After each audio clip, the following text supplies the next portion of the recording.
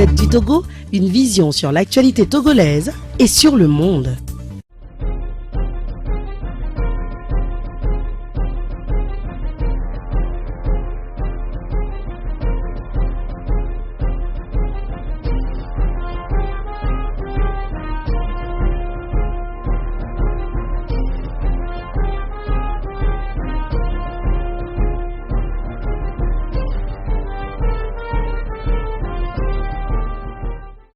Maître Ataminsan Zeus Nousoupon à Javon.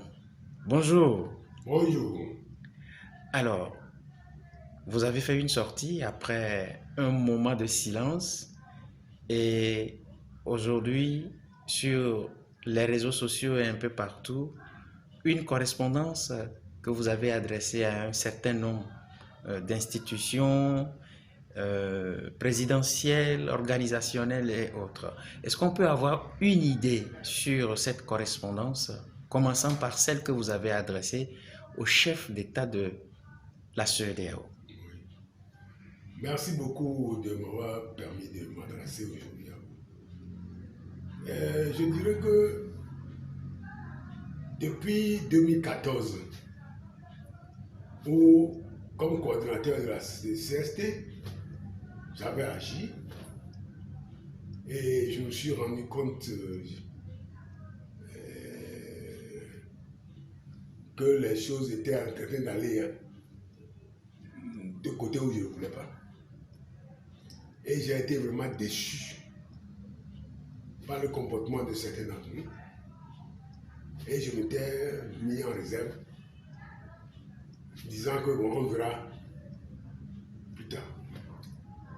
Mais j'ai été interpellé par un événement qui m'a obligé à sortir de mes gonds et à faire les déclarations actuelles. Donc, quel événement? J'ai entendu sur les médias que le chef d'État de la CEDEAO, réuni, je ne sais plus si c'est à Accra ou ailleurs, avait déclaré s'opposer au coup d'État, ce qui est normal. Encore que certains d'entre eux sont des putschistes. Donc s'opposer au coup d'État. Mais tenez-vous bien, mais qu'en cas de nouveau coup d'État, ils avaient réuni leurs forces pour déloger les putschistes. C'est ça qui m'a interpellé. Et c'est pour ça que j'ai interpellé sur l'État de la CEDEAO. J'ai interpellé ceux qui sont le support. Oui, les pays occidentaux qui sont le support. À savoir les États-Unis, les États-Unis, la France, l'Allemagne et l'Union européenne.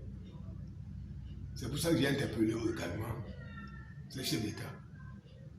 Et pourquoi? Vous savez, pourquoi il y a des coups d'État? C'est ça le problème fondamental. Il y a trois sortes de coups d'État, c'est ce que j'ai dit. Donc, les coups d'État militaires, lorsqu'on prend le pouvoir par les armes. Les coups d'État constitutionnels, lorsqu'on prend le pouvoir en triturant la Constitution, pour se donner un troisième ou un quatrième mandat, oui, c'est un coup d'État. Et un coup d'État électoral, lorsqu'on fait des élections et que les résultats sont contraires à ce que le peuple a décidé, c'est un coup d'État. Moi, je le dis. Et tous, pratiquement, tous les États de la CEDEAO sont dans ce deuxième ou troisième cas. Ah oui.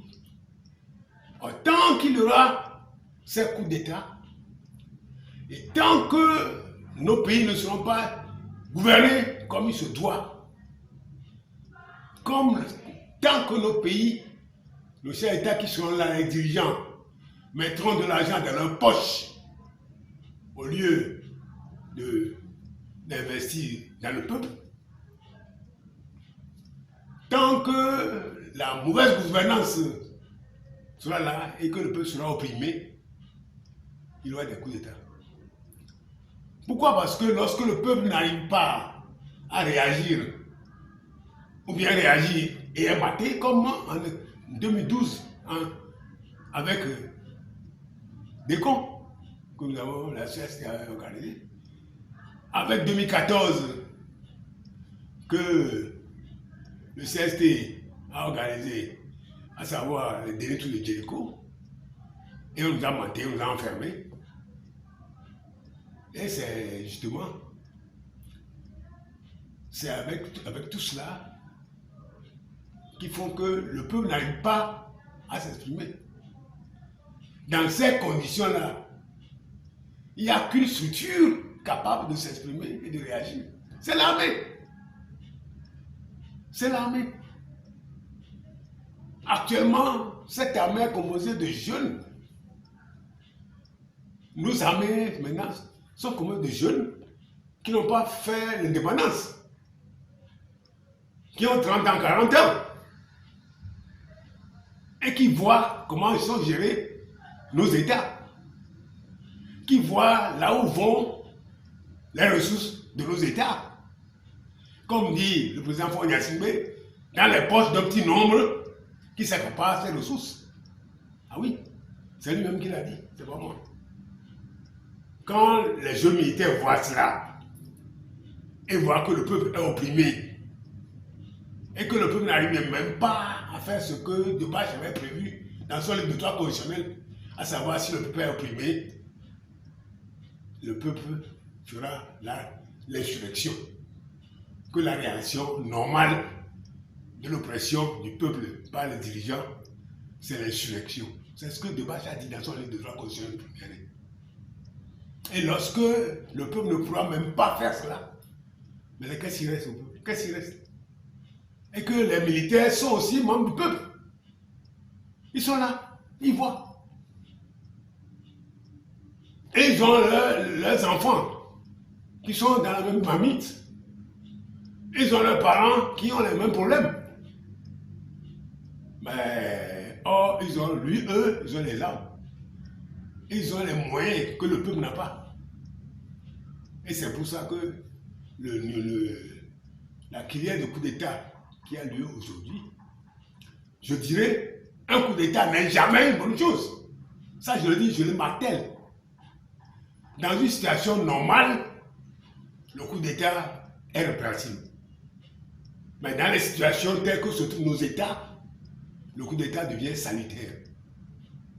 Et c'est pour cela que je dis, il y a eu 6 coups d'État en Afrique ces derniers jours, ces derniers temps. Il y en aura d'autres. Tant que nos États seront dans les situations dans lesquelles ils se trouvent, il y en aura d'autres. Ne vous en faites pas.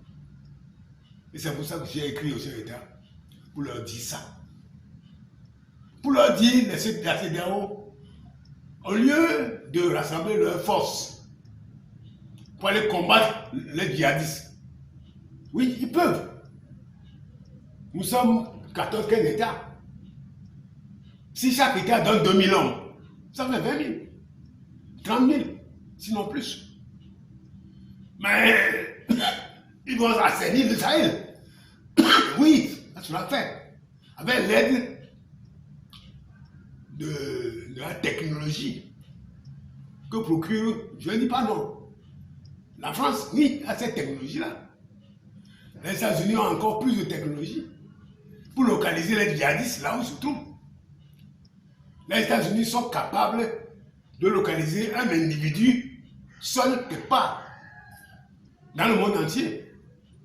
Ils ont les satellites pour, dans n'importe quel pays. Pourquoi ne peuvent-ils pas voir où se trouvent les djihadistes, les localiser et envoyer les militaires maliens, burkinabés, nigériens, camerounais ou nigériens? Pourquoi pas? Maître Achavon, Oui. alors, mais en suivant votre raisonnement, la question qui me vient à la bouche, c'est de savoir qui sont ceux qui arment ces djihadistes, ces terroristes. je ne veux pas dire, il y a beaucoup de supputations, beaucoup de gens disent beaucoup de choses. Mais quoi qu'il en soit, il y a des gens qui arment le terrorisme. Les terroristes, c'est quoi? C'est des gens qu'on recrute un peu partout, qui ont faim aussi. Oui. Les Maliens terroristes, les Burkinabés terroristes, les Nigériens terroristes, les Nigériens terroristes, sont des gens aussi qui ont faim. Parce que du fait de la malgouvernance de leur chef d'État, et qui, en désespoir de cause, prennent les armes qu'on leur propose. Qui leur propose? Qui peut le leur proposer? Celui ou ceux qui cherchent la zizanie, diviser pour régner, pour s'accaparer de nos richesses. Moi, je ne veux pas dire plus. Celui ou ceux qui veulent tout faire pour que nos pays soient dans cet état-là, pour pouvoir extraire, puiser, pressurer nos richesses et les mettre à l'exposition. Ah oui. Alors pourquoi qui peut armer ces choses-là? Qui peut armer? Ce sont ceux-là, ces choses-là seulement qui peuvent armer. Qui a armé les gens en Libye contre Kadhafi? Hein? Tu veux mon regard? Qui a armé? C'est la France qui a armé, c'est Sarkozy qui a fait. Ah oui? Et quel est l'intérêt de Sarkozy? Vous comprenez bien. Alors si vous suivez ça, le reste, c'est facile à comprendre. J'ai entendu dire, je ne sais pas dans quelle mesure c'est exact, qu'au nord du Mali, je ne sais pas si c'est vrai, qu'il y a l'uranium, qu'il y a le pétrole. Ah. Au Niger, il y a l'uranium, il y a le pétrole. Hein? Ouais. Alors qui peut tout faire pour qu'il y ait la zizanie, pour pomper nos richesses? C'est tout. Alors ce sont ceux-là qui arment ceux qui agissent. Et qui ne sauraient tout faire, rien faire pour empêcher cela. Alors est-ce que ces gens sont pas devenus leurs partenaires? Ah oui. Est-ce qu'ils peuvent empêcher que ces terroristes qu'ils ont armés eux-mêmes soient sur le terrain pour agir? Est-ce qu'on peut les empêcher? On les regarde, c'est tout. C'est tout. Donc c'est ce que je peux vous dire sur ce point. Pourquoi avez-vous écrit une lettre spéciale au président de la CEDEAO? Parce que c'est lui qui est devenu secrétaire dans les CEDEAO. Et c'est lui qui était le premier monté sur ses grands chevaux lorsque le peuple nigérien est arrivé et qui a dit qu'il enverra les forces, que son armée sera à la pointe du combat avec les forces pour aller déloger les putschistes. C'est pour ça que lui a été envoyé spécialement en disant ces forces-là, il faudrait mieux d'aller combattre les djihadistes là où ils se trouvent plutôt que de vouloir aller déloger. Déloger, ça veut dire quoi? Que les forces de la CEDEAO aillent tuer d'autres forces de la CEDEAO. Ben c'est ça. L'armée nigérienne, c'est la CEDEAO. Les armes sont armées, c'est la CEDEAO. Le Mali dit qu'il va se mettre avec le Niger. Le Burkina dit qu'il va se mettre avec le Niger. Ça veut dire 3 États de la CEDEAO qui ont leurs armées. Qu'on va aller combattre. Que la CEDEAO va aller combattre. La CEDEAO, avec les soldats militaires de la CEDEAO, vont aller combattre d'autres militaires de la CEDEAO. Mais est-ce que ça n'a pas de sens? Ça tombe sous le sens. C'est pas possible. Pas possible. Alors que des gens qui ont manifestement et carrément pris les armes pour combattre et tuer ces militaires qu'on veut encore aller déloger. Ils sont là, on les laisse faire, on ne dit rien. Et la malgouvernance est telle que la jeunesse africaine tu viens de notre pays de la CEDEAO, c'est surtout ça. S'en vont en désespoir de cause.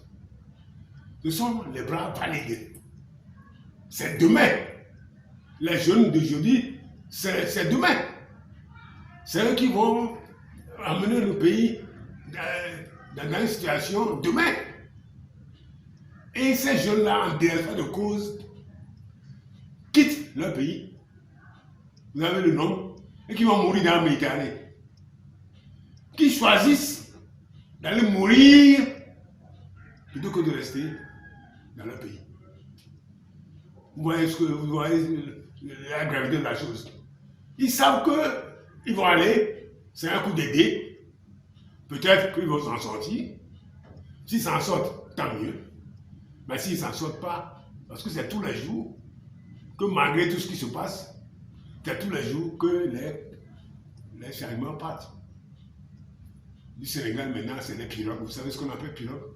Ce sont les pirogues de nos pêcheurs à la plage, là, c'est la même. C'est dans cette pirogue qu'on dit qu'on a mis 100 personnes. Vous voyez un peu? Vous voyez le désespoir qui doit pousser ces gens, ces jeunes-là à aller faire ça. Et on voit ça, on ne combat pas cela. Et on va pour déloger les gens qui s'opposent à la gabégie, qui s'opposent à la malgouvernance, qui s'opposent à l'oppression du peuple.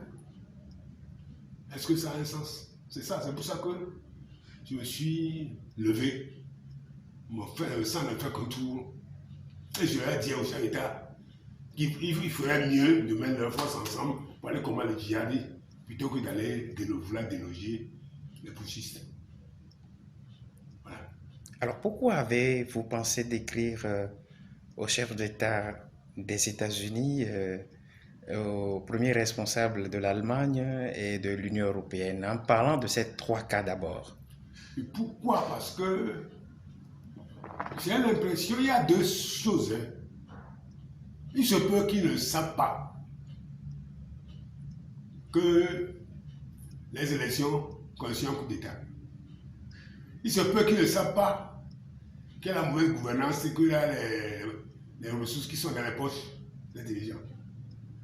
Peut-être qu'ils ne savent pas que le fait de modifier la constitution pour avoir 2, 3, 4 mandats est un coup d'État. Ils ne savent pas. Pour eux, dès qu'on fait certaines choses, ils disent que c'est la légalité. La légalité. Dès qu'on proclame les résultats, même si les résultats sont faussés, même si on vole, ils disent ah, c'est la CENI qui a proclamé, c'est la Cour constitutionnelle qui a proclamé, effectivement, donc c'est la légalité, on se tait. Ah oui, c'est ça. Or, ils ne savent pas que chez eux, vous allez en France par exemple, qui organise les élections? Les fonctionnaires des mairies. Oui. Ce sont les fonctionnaires qui sont dans les mairies qui organisent les élections. Ah oui. Et qui proclament les résultats à 20h. On clôture les choses à 18h, à 20h, on proclame les résultats. Mais c'est ça, oui. C'est les fonctionnaires. Et il n'y a jamais de titulation, jamais de malversation, jamais. Aux États-Unis, c'est une structure qui organise les élections. Mais, sauf l'avènement de Donald Trump, est-ce que vous avez vu des contestations? Non, Donald Trump se comporte comme un Africain. Donald Trump agissait comme un chef d'État africain.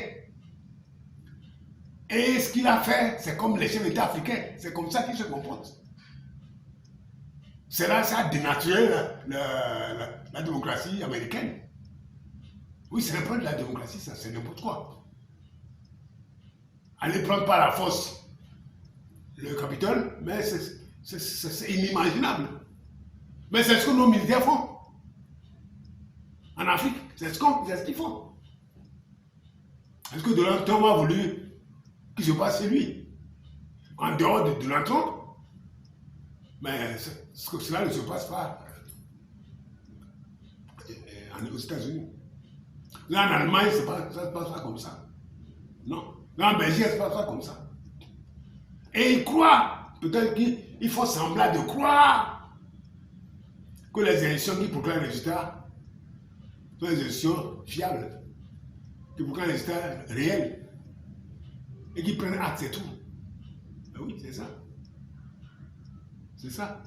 C'est pour ça que j'ai voulu les alerter. Pour leur dire que si ça se passe comme ça dans leur pays, ça ne se passe pas. Ça se passe comme ça dans leur pays.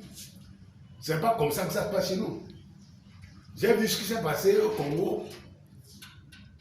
J'ai vu ce qui s'est passé au Congo, Kinshasa. Avec Tshisekedi, l'élection de l'aide de Tshisekedi. J'ai vu. J'ai touché une voix. Tout le monde avait les résultats. Tout le monde. La Senko, les ambassadeurs, tout le monde avait les résultats. Avant que la CENI ne proclame Tshisekedi vainqueur. Ensuite, ces résultats, ce n'est pas Tshisekedi qui était vainqueur. Non. Non. Non. Pour vous, c'est une usurpation électorale? Oui, c'est un coup d'État électoral. C'est un coup d'État électoral. Qui vaut aussi ce que les protestations véhémentes des chefs d'État européens, comme Donald Trump, comme Macron, comme Joe Biden, qui doivent protester. Je crois quand même que, concernant Macron, je crois que sa réaction dernière au coup d'État du Gabon me laisse penser qu'il a lu ma lettre. Parce que, vous savez, quand on écrit une lettre de chef d'État, on lui écrit personnellement. Si vous voyez, j'ai écrit à Emmanuel Macron, président de la République française. Dans ce cas-là, cela lui est donné personnellement. C'est comme ça que ça se passe. Quand vous écrivez un chef d'État, dit à Monsieur le Président, on met ça au secrétariat, et quand le secrétariat lit, on met ça aux oubliettes. Mais quand c'est écrit au président, on lui donne. Et c'est lui qui dit ce qu'il y a lieu de faire. Mais il a dû lire ma lettre. Et parce que, à cause de la réaction qu'il a eue la dernière fois, il a pris acte. Et qu'est-ce qu'il a dit? Il a dit que les élections doivent être transparentes. Oh, il a dit qu'il sait que les élections ne sont pas transparentes. Ceux qui ont proclamé Bongo, Ali Bongo élu, n'est pas sont transparents. Et sa réaction, c'est sur les élections. Alors que ce n'est pas de ça qu'on parlait. On parlait de coup d'État. Il a parlé d'élections. C'est significatif. Et c'est pour ça que je pense qu'il a dû lire ma lettre. Alors, dans sa correspondance, vous l'avez apostrophé. Cela n'a pas été le cas pour les autres. Non, parce que la France est le support avéré, manifeste, ou l'armée de le chef d'État africain, des pays francophones. Lorsqu'un chef d'État, lui, qu'est-ce qu'il fait? Il court pour dire merci à la France. Il court. Et quand on ne le reçoit pas, il fait tout pour être reçu à l'Élysée. Et c'est depuis l'indépendance ce qui se passe. Sauf nos chefs d'État de l'indépendance, qui étaient des nationalistes. Quand ces chefs d'État sont partis, c'était parti. Pas des coups d'État qu'on a organisés. Mais Olympio, c'est un coup d'État qui est organisé. Et on sait qui l'a organisé. Donc, vous allez dans un pays comme le Ghana, Nkrumah. Mais c'est un coup d'État qui a été organisé. Ah oui. Et ceux qui organisent, ben, ceux-là, c'est eux que j'ai apostrophe. Pour qu'ils sachent que leur soutien, parce que j'ai écrit ça dans la lettre, que leur soutien cause des dommages et qui fait l'objet des coups d'État constitutionnels, des coups d'État institutionnels et électoraux, des coups d'État électoraux et des coups d'État plus tard, des coups d'État militaires. Ah oui, c'est ce que je leur ai dit. Oui, donc, qu'ils sachent qu'il y aura encore d'autres coups d'État. Et qu'il y en aura tant que ce qu'ils font pour soutenir les putschistes et constitutionnels, les putschistes électoraux, en entraînant nécessairement des putschs militaires. Ça vient quand nécessairement. C'est pour ça que je les ai apostrophés pour les mettre en garde. Voilà.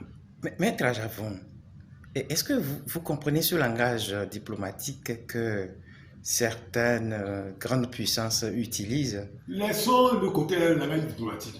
Les gens meurent de faim dans nos pays, ils vont mourir dans la Méditerranée.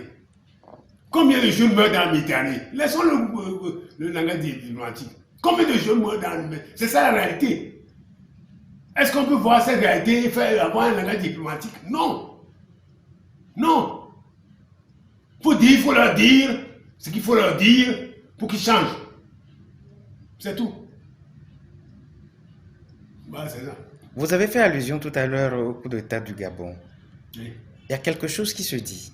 Au Niger, on appelle les responsables actuels les putschistes, la junte militaire. Par contre, au Gabon, on dit les nouvelles autorités. Est-ce que vous avez fait cette comparaison? Qu'est-ce qui se passe en fait? Parce que dans les deux cas, il y a eu coup d'État militaire. C'est pour ça que je vous dis, on a dû lire la lettre que j'ai écrite. On a dû lire. Parce que vous avez la haine avec laquelle on a attaqué le Niger. Gabon, non. Non. On parle plutôt de correction électorale, de transparence électorale, des nouvelles autorités. Et on ne dit plus qu'ils sont pas légitimes. On les a dit qu'ils sont légitimes. Et on ose même, en mettant devant la légitimité, alors que la légitimité, c'est le peuple qui a offert la légitimité et non un chef d'État étranger. C'est le peuple. La légalité peut être constatée par un chef d'État étranger, mais pas la légitimité. Maintenant, on nous dit que les réfugiés ne sont pas légitimes, donc nous allons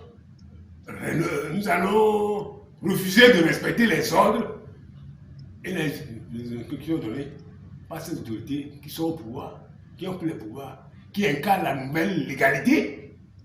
Mais je n'ai jamais vu ça. Il n'y a qu'un pays paternaliste.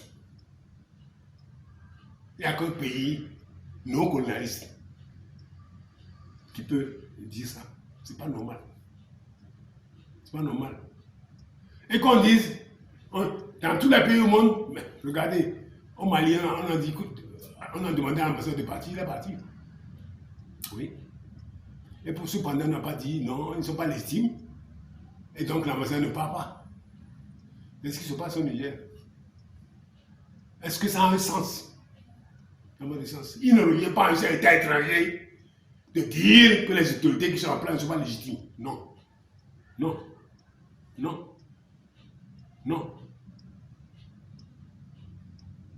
C'est pour ça qu'ils ont dû mettre de l'eau dans le vin pour dire au Gabon, pour appeler les nouvelles autorités, l'homme fort, machin, mais il ne dit jamais les putschistes, non, il ne dit jamais ça. C'est ça. Bon, maintenant, je dis que les nouvelles vagues des militaires sont des jeunes et qui voient leur pays aller à volo, qui voient leurs dirigeants structurer la coalition, qui voient leurs dirigeants mettre le pied, piétiner la loi électorale, qui voient leurs dirigeants mettre l'argent dans leur poche et qui ont les armes, qui ont la possibilité de changer. Vous croyez qu'ils vont se taire? Je ne sais pas. Or, regardez, dans tous les pays, il y a des chefs d'État qui sont là depuis 40 ans. Dans quel État il n'y a qu'en Afrique où vous voyez ça? Sauf dans un pays comme la Corée du Nord, tout ça, où le jus du pouvoir ne compte pas. Parce que dans un pays normal, lorsque vous faites 10 ans, 8 ans, 10 ans, le peuple veut voir autre chose. Même si vous êtes un Superman, même si vous faites les choses de façon extraordinaire, le peuple veut voir autre chose. Veut voir un Superman ou quelqu'un qui n'est pas Superman, mais il veut voir autre chose. Un exemple que je donne tout le temps. L'exemple de De Gaulle. De Gaulle en 1941, c'était le héros national. C'est le héros du 1941. C'est celui qui a sauvé la France, qui a devenu chef d'État en 1958, mais qui, moins de 10 ans après, a été renvoyé par référendum, donc par le peuple. Ah oui. A été renvoyé par le peuple. Le peuple lui a dit non. Il a tellement souffert qu'il est mort quelques mois après. Il a souffert de ça, que c'est son peuple. De Gaulle a appelé le peuple son peuple, appelé la constitution sa femme. Oui.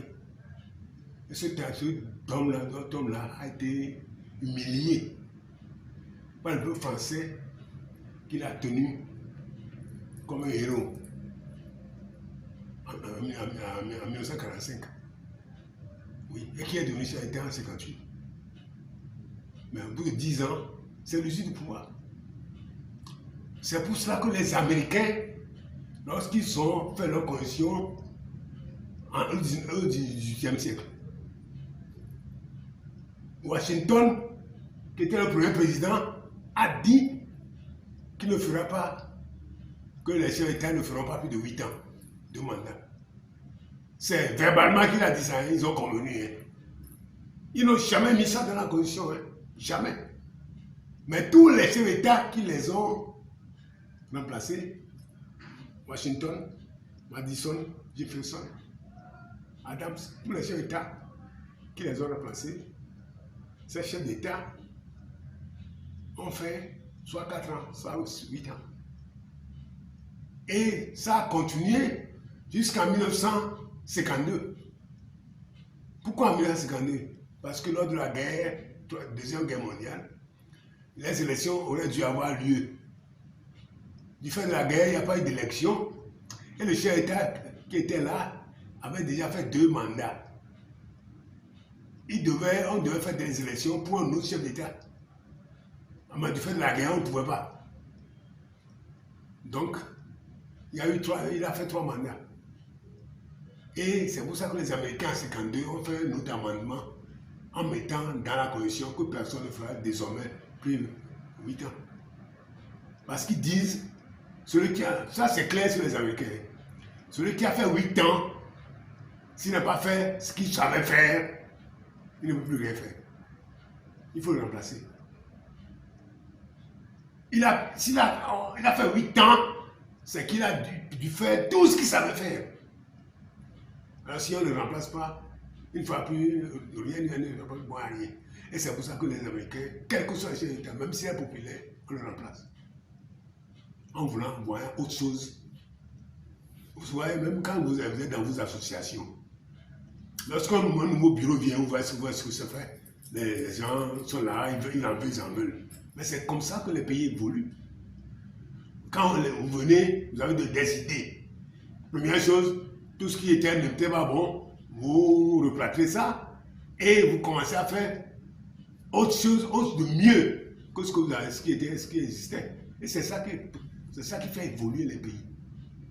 Mais vous pouvez être Superman. Et si vous faites 15 ans, vous devenez nul au bout de 15 ans. Tout ce que vous pouvez prévoir, les gens ne vous suivront pas. Et si on fait des élections, et si vous dites que vous êtes élu, c'est faux.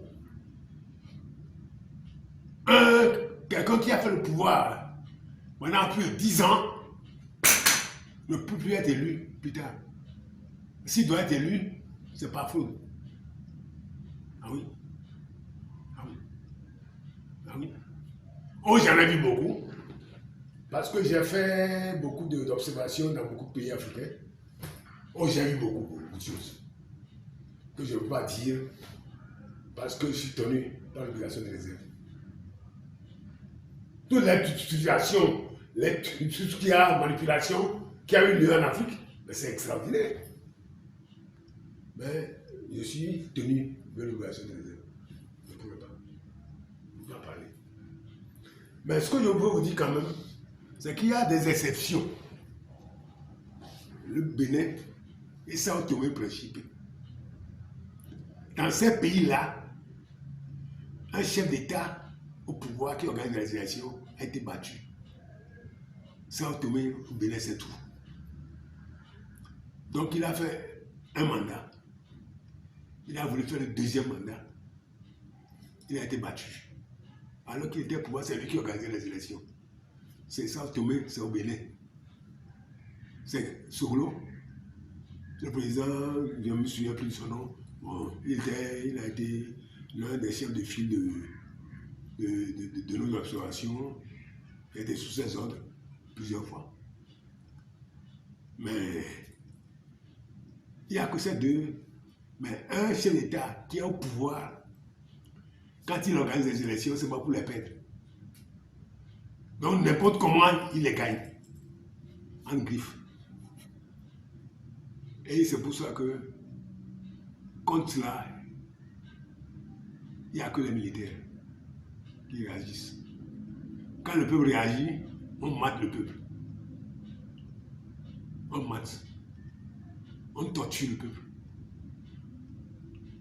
Quand les militaires réagissent, eux, ils réagissent. Bon, parfois, il arrive qu'ils veulent réagir, ils n'arrivent pas. Mais dans ce cas-là, ils savent leur sort. C'est pour ça qu'ils s'organisent toujours pour que ce sort-là, le mauvais sort ne l'arrive pas. C'est tout. Donc c'est pour ça que j'ai voulu venir mettre ça sur la place publique. Hier et aujourd'hui. Vous avez écrit également au chef de l'État togolais. Oui. Alors, j'ai écrit au chef de l'État togolais en lui disant tout cela, mais en ajoutant ceci. S'il veut que les choses, Togo évoluent, sans la situation dont je parle là, sans que cette situation n'intervienne, il n'a qu'à appeler les gens pour mettre en place les structures électorales capables d'assurer la légitimité des élections, la transparence électorale. Et je lui ai proposé le calme. Voilà. C'est pour ça que je l'ai écrit personnellement. En dehors, il a eu reçu la CEDEAO. Mais je l'ai écrit ça personnellement. Parce que les élections là, pour les membres de la CEDEAO, ce que je leur ai proposé, c'est ceci. Comme il n'y a jamais d'élection transparente dans nos pays africains, et notamment dans la CEDEAO, j'ai proposé que la CEDEAO mette en place, au lieu de mettre en place une armée pour aller déloger les putschistes, mettre en place une structure chargée d'organiser les élections dans chaque État. J'avais déjà proposé ça à Banjul, à la Commission africaine des droits de l'homme et des peuples. Mais on ne m'a pas suivi. Regardez bien, quand il y a eu la crise en Guinée, avec Dadis Camara, quand on a fait organiser les élections, qui a été président de la CENI? Un Malien, que je connais bien, qui est un ami, qui est un excellent praticien, c'est lui qui a été à la tête de la CENI, carrément, officiellement, et qui a organisé les élections sans contestation. on a voulu faire la même chose ici. Parce que moi, je travaille à la francophonie. La francophonie a voulu organiser la même chose ici en 2015. Mais légitime, souveraineté oblige. Sangaré, le général Kinaï n'a été que conseiller de la CENI. Mais en tant que conseiller, il a voulu organiser les choses comme il savait le faire. Et il n'a même pas pu faire le quart de ce qu'il devait faire. On a proclamé les résultats, alors qu'il ne s'attendait même pas à cela. Alors que les résultats n'étaient pas encore prêts. Alors qu'il avait les PV.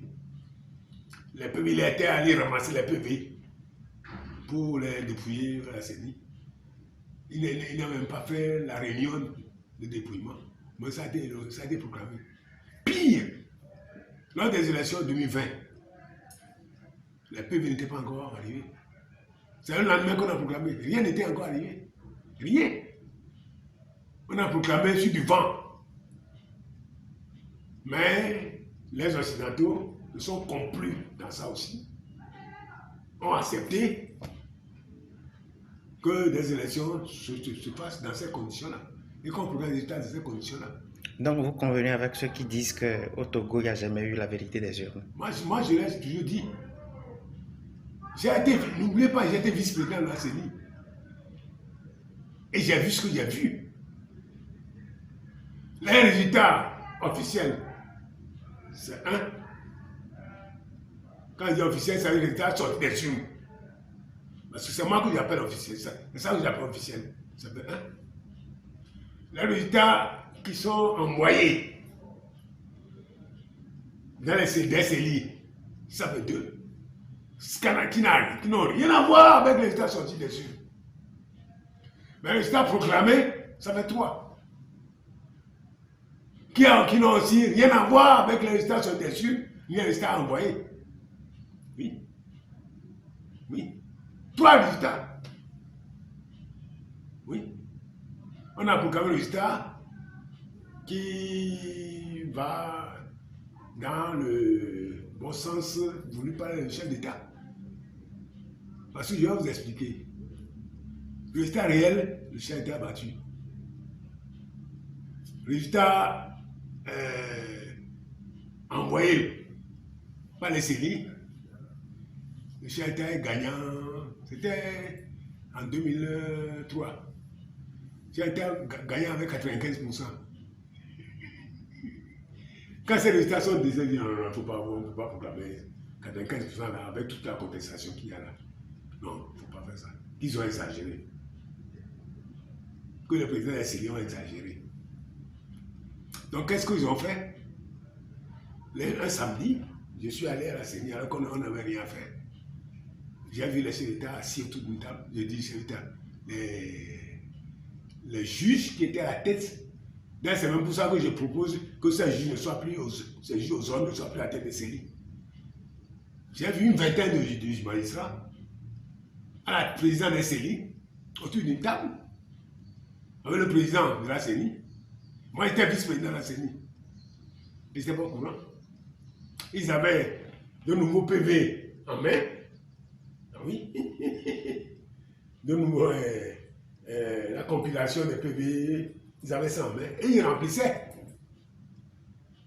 Et ils remplissaient sur la dictée. Ah oui. Les résultats qui devaient être des résultats acceptables. Oui. Les résultats acceptables. Donc, il y a les résultats réels, le résultat envoyé et le résultat acceptable. Oui. Et ça, les élections en Afrique. Moi, je le dis, je répète, aucune élection au Togo n'a jamais été une élection crédible. Aucune. Sauf en 1994. Lorsque le chef d'État a laissé faire, parce qu'il a laissé faire. Il y a deux fois qu'il a laissé faire. En 1994, il a laissé faire. Et il a vu que l'opposition a eu la majorité absolue à l'Assemblée. Alors on lui a proposé des choses pour détruire tout cela. Oui. l'élection transparente. L'opposition a gagné. J'ai été député à ce moment-là. On a voulu casser mon élection, mais bon, c'est encore toute une autre histoire. Élection de 98. On a laissé faire aussi, on a cru. Parce que comme le chef d'État passait dans les villages, dans les villes, et voyait la foule, il ne savait pas que la foule c'est le transport. Import-export. Import-export, il ne savait pas. Il voyait plein de gens en dehors, plein de gens ici, il croyait que non, il n'y a pas de problème. Et quand on a la législation devait sortir, il était battu. Et c'est ce qui s'est passé en 1998. Ah oui, les membres de la CENI, qui étaient proches du pouvoir, ont été obligés de démissionner. Ah ouais, il y en a qui était président de la CENI a démissionné. Et la CENI étant là, il n'était plus opérationnel. C'est le ministre de l'Intérieur qui a proclamé le résultat. Alors que ce n'est pas lui qui était habilité à le faire. C'est lui-même. C'est lui qui a proclamé le résultat à la place de la CENI. Et j'ai entendu à ce moment-là le président de la Cour constitutionnelle dire et écrire que les résultats étaient sortis de leur cadre légal. C'est écrit. Moi, j'ai encore la décision. Mais que, compte tenu des circonstances, la Cour n'a pas donné des circonstances. La Cour doit dire le droit. À la Cour suprême, c'est le droit pur. On laisse de côté les circonstances. La Cour ne statue que en droit, pas en fait. Ce sont les juges de l'inférieur, Cour d'appel, première instance, qui statuent en fait et en droit. Mais à la Cour suprême, on ne statue qu'en droit. On ne parle que droit. Est-ce que les textes ont été respectés? Ah oui. Est-ce que la décision qui a été rendue a respecté la loi? Oui.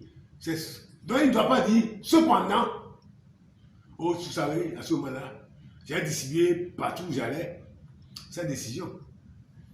Oui. Décision du président de notre Cour constitutionnelle. Et les gens sont moqués du Togo. C'est pas ma faute, moi je suis expert. Je suis allé en expertise. On a fait droit comparé, élection comparée. Ben, moi, qu'est-ce que j'ai pour faire les comparaisons? Le résultat togolais. Ah oui. Ah oui. Et bon, les gens ont rigolé. Comment est-ce que le chef de président de la Cour constitutionnelle peut dire que normalement, les résultats sont sortis de leur cadre légal? L'élection, on dit, l'élection, le scrutin est sorti de son cadre légal. Ce qu'il a écrit. Ce qu'il doit suivre, il y a une seule phrase qu'il doit suivre. Les élections sont annulées. Pas autre chose. C'est une seule phrase. Dans ces conditions, les élections présidentielles sont annulées. Mais c'est ce qui s'est passé au Kenya. La Cour constitutionnelle a annulé le scrutin. Oui, c'est ça. Si ce n'est pas fait, c'est l'armée qui va agir. C'est ça. C'est pas fait, c'est pour ça que je dis, tant que la situation sera telle qu'elle est, maintenant, il y aura des coups d'État. Quel que soit ce qu'on peut dire, il y aura des coups d'État. Ah oui. Tant que nos militaires verront, parce que nécessairement, il y a parmi les militaires des parents eux qui sont morts dans le Méditerranée. Est-ce qu'ils vont se taire? Est-ce qu'ils doivent se taire?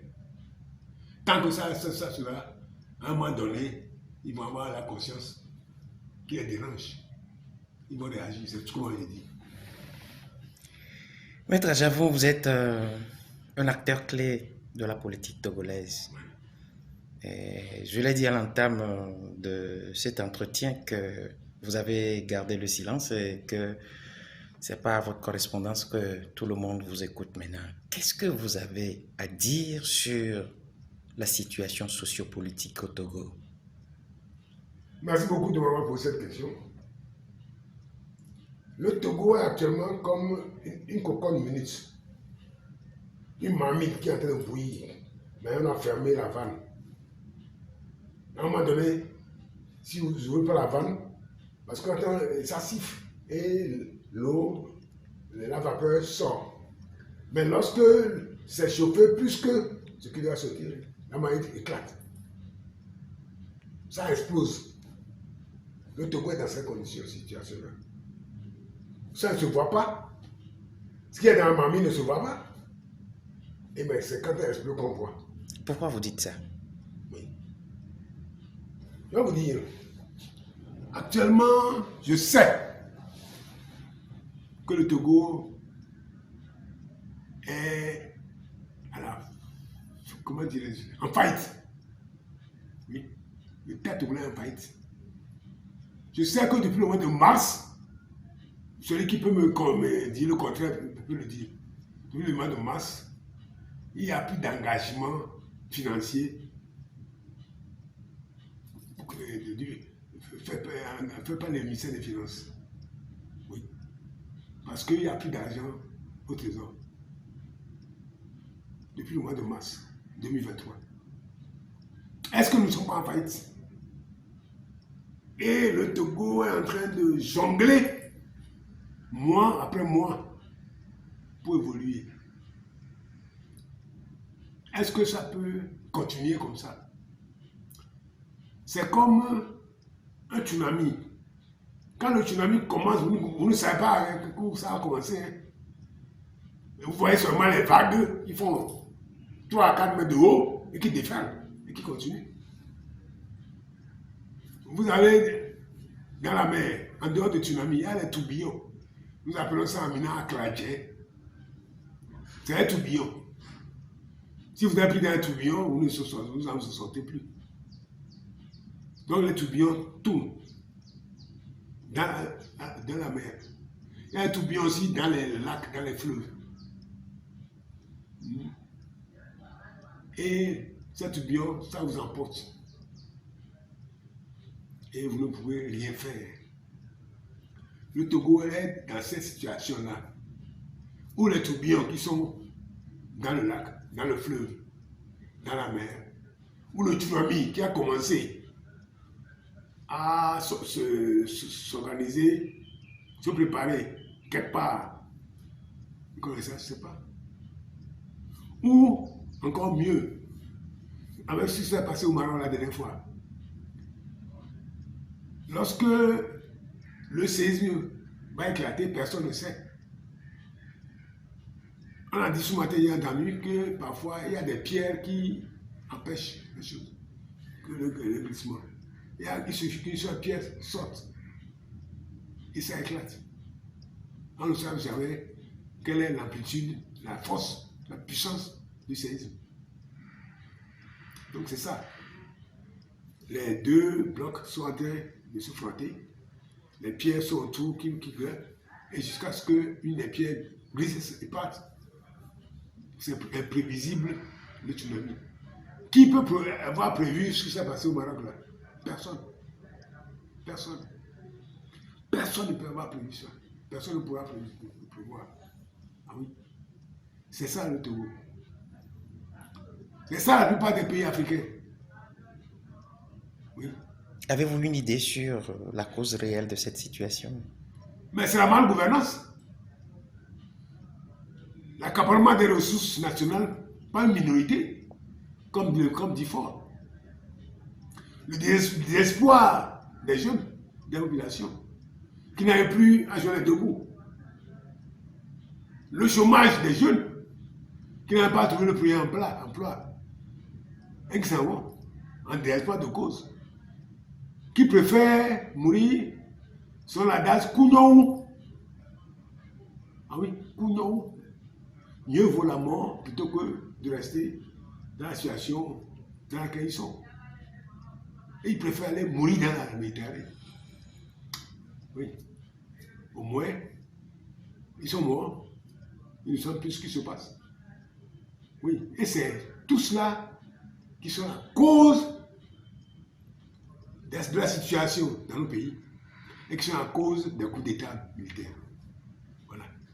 Alors, tant qu'on aura trouvé une remède à ces causes-là, il y aura des coups d'État.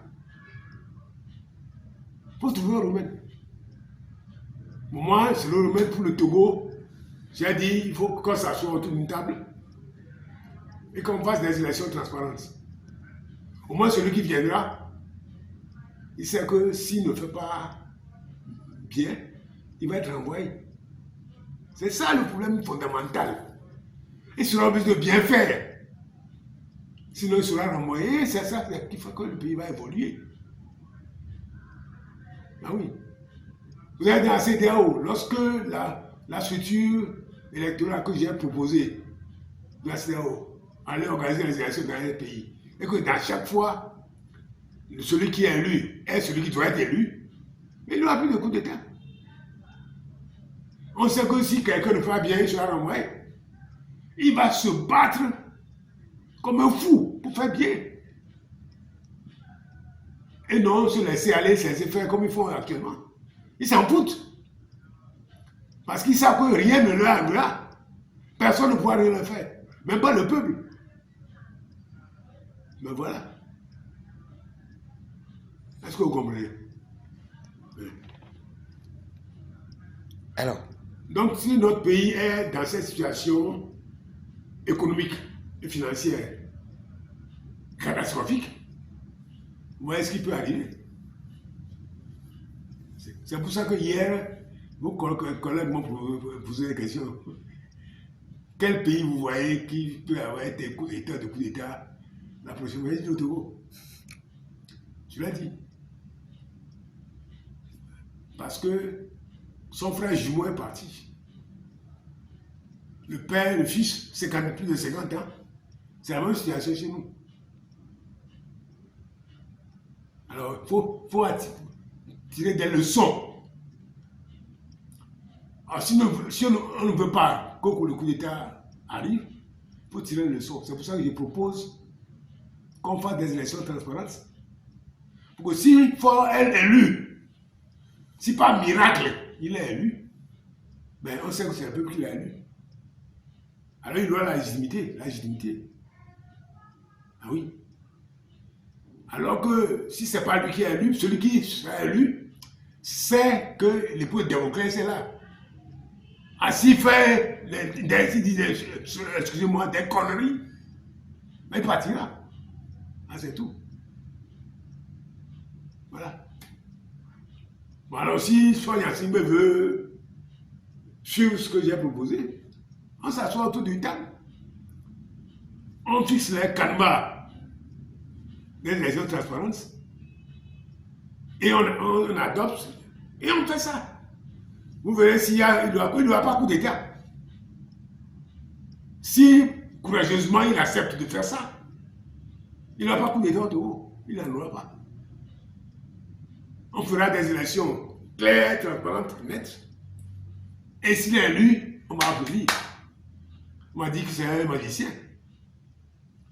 Parce que l'usure du pouvoir ne l'a pas atteint. Moi, s'il n'est pas élu, c'est tant pis. Ce qui est élu sait aussi ce qu'il attend. Voilà.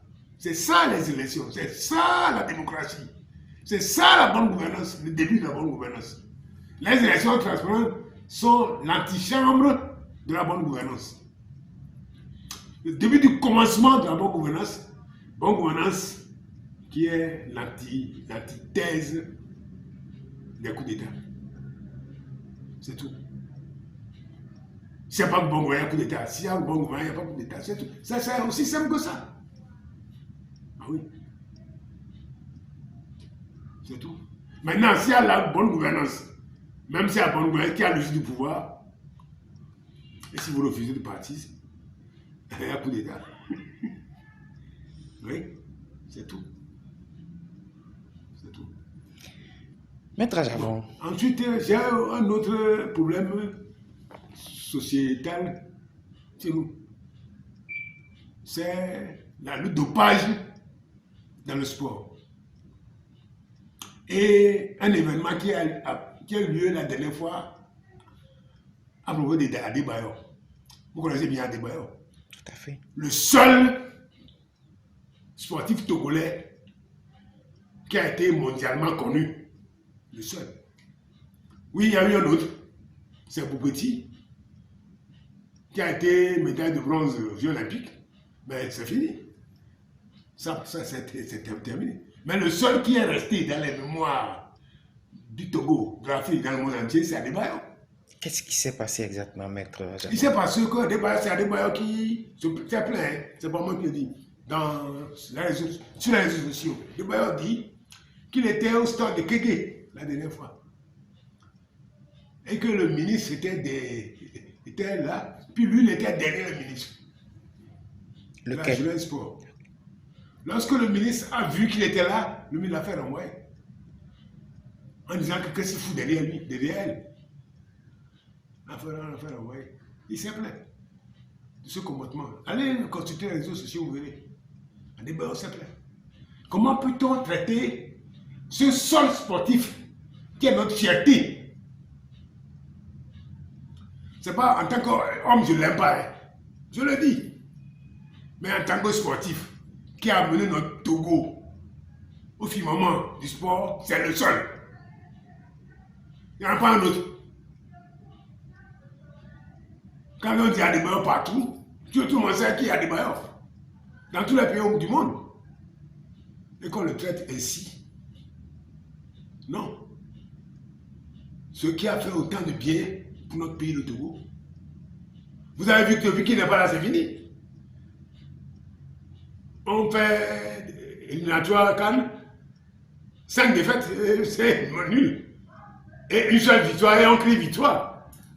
Dernière, on a crié victoire, qui a victoire, alors qu'on est déjà éliminé.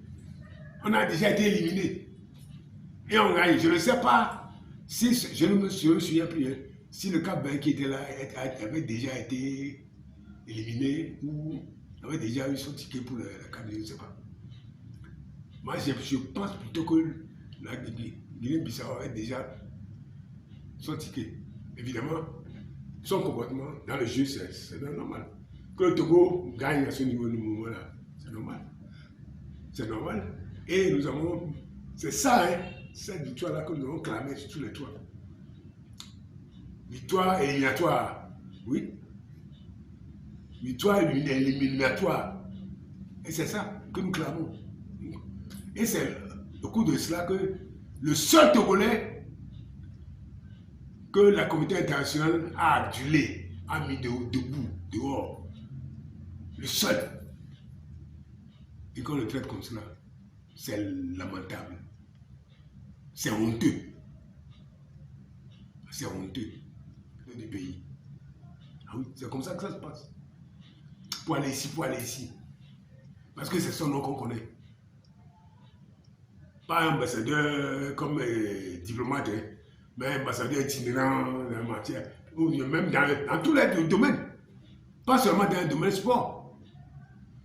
Oui, oui, oui. Vous voyez, quand la France va organiser ces Jeux Olympiques, vous voyez, est-ce que vous savez le nombre d'anciens bons sportifs, d'anciennes vedettes qui ont été appelés à la rescousse? Oui, c'est ça. On organise des compétitions. Ce gars-là, qui a mené notre pays à ce niveau-là, ce gars est traité de cette sorte-là. Je dis, c'est honteux. C'est honteux. Voilà, et ensuite, je disais que j'ai constaté des cas de dopage dans le basketball togolais. Des jeunes ont été positifs à la drogue dure. Ils ont été testés? Pardon? Ils ont été testés? Oui, testés. On a amené une structure médicale qui, avant le match, les a testés. Mais actuellement, Didier Bourdogba, c'est là, c'est à la fin de match qu'on a testé la drogue. Et qu'on a découvert qu'ils se dopaient. Oui. Oui. Et d'autres sportifs de haut niveau, on subit le même sort. Nous, on dit de ne pas dire. Et qui dit de ne pas dire? Le président de la Ligue a été convoqué. Je l'ai appris. Au ministère, avec les responsables du département anti-drogue. Et on l'a engueulé, on l'a chauffé. Pourquoi a-t-il organisé un test anti-drogue?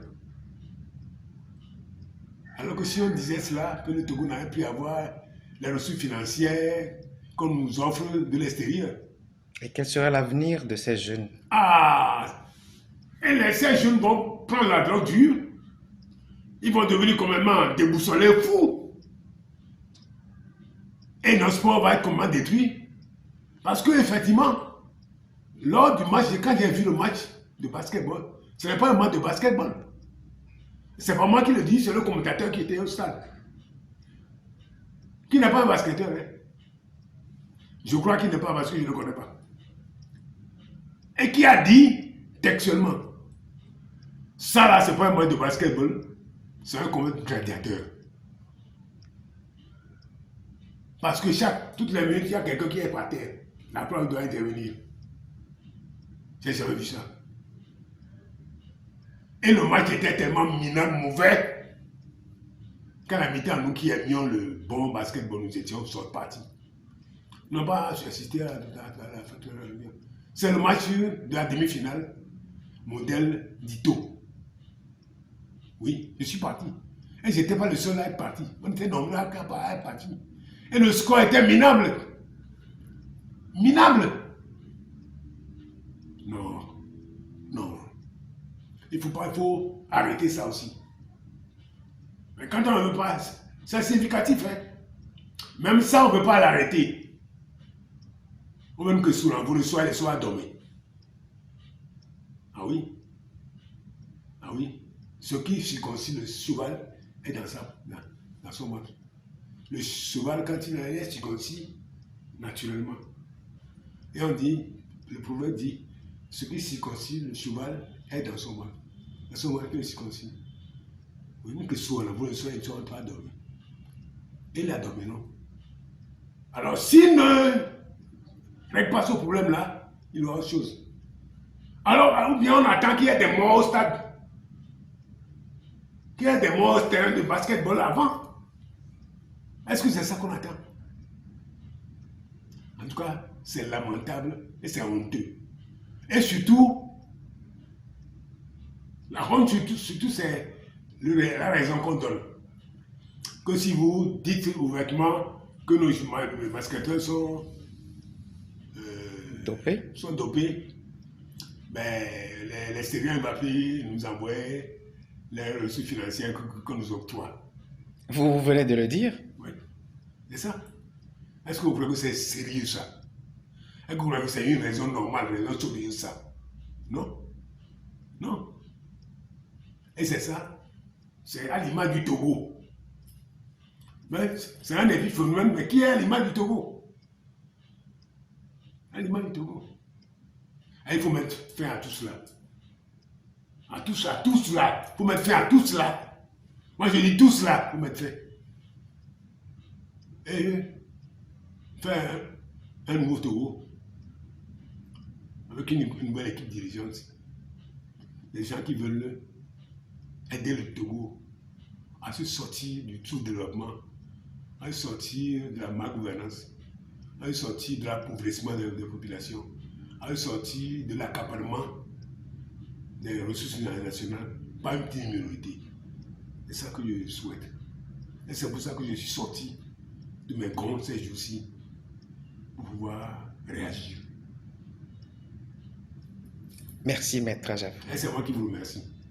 Je vous remercie de m'avoir permis de vous dire tout ce que j'ai sur le cœur. Tout. Peut-être qu'il y en a d'autres, mais je vous ai dit l'essentiel de ce que j'avais sur mon cœur. Et ça, si je ne disais pas ça, je crois que je vais devenir fou. Je dois dire ça, nécessairement. Pour que le Togo sache, le Togolais sache où nous sommes, où nous allons, et voir ce qu'on doit faire pour éviter cela. Actuellement, vous allez partout, les gens se plaignent, partout. Il n'y a pas d'argent, il n'y a pas à manger. Le peu d'argent qu'on donne pour les salaires, on ne sait pas ce qu'on en fait. Mais c'est ce que les gens racontent. On ne sait pas ce qu'on en fait. Là, l'inflation est galopante. On ne le dit pas. On ne nous dit jamais quel est le niveau de l'inflation togolaise. Jamais. Quand est-ce qu'on a dit jamais. Jamais. Évidemment, si on disait ça, les gens allaient réclamer l'ajustement de leur salaire. Parce que normalement, dans un pays normal, les salaires doivent dépasser le taux de l'inflation. Tous les ans, on voit le taux de l'inflation et tous les ans, on réagit les salaires par rapport au taux de l'inflation. Même si c'est parfois, même si c'est 0,2%, 1%, il y a quand même un pourcentage qui est au-dessus de l'inflation. Oui. Et c'est ce qu'il faut qu'on puisse faire. Et c'est ce qu'on doit faire dans le pays. Sinon, bonjour les dégâts.